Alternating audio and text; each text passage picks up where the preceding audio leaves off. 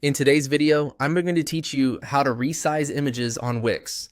Whether you're polishing a hero banner or adjusting a product photo, the process is quick, precise, and totally visual.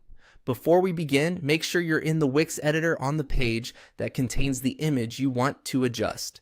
Give the page a second to load so the blue alignment guides and drag handles appear reliably. Start by clicking the image you want to resize. When it's selected, you'll see a bounding box around it with small handles at the corners and sides. This frame tells you the editor is ready for changes, and it also helps you stay aligned with other elements on the page. If you don't see the frame, click once more or zoom out slightly so the entire image fits on your screen. Next, resize the image by dragging one of the corner handles. Corners preserve the image's natural proportions, so the photo won't look stretched or squashed. Click and hold a corner, then drag inward to make it smaller or outward to make it larger. Watch the guidelines and any size readouts that appear.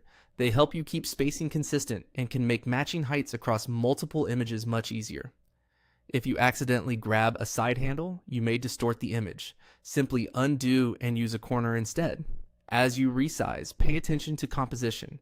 Keep the subject centered or aligned with nearby text blocks, and leave enough breathing room so captions and buttons aren't crowded. Larger images can feel more impactful but may push other elements down the page. Smaller images can improve balance and speed up load times.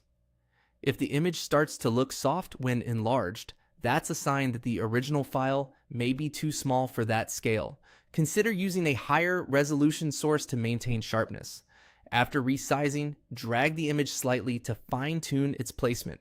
Look for stepping lines that indicate alignment with columns, margins, or other items.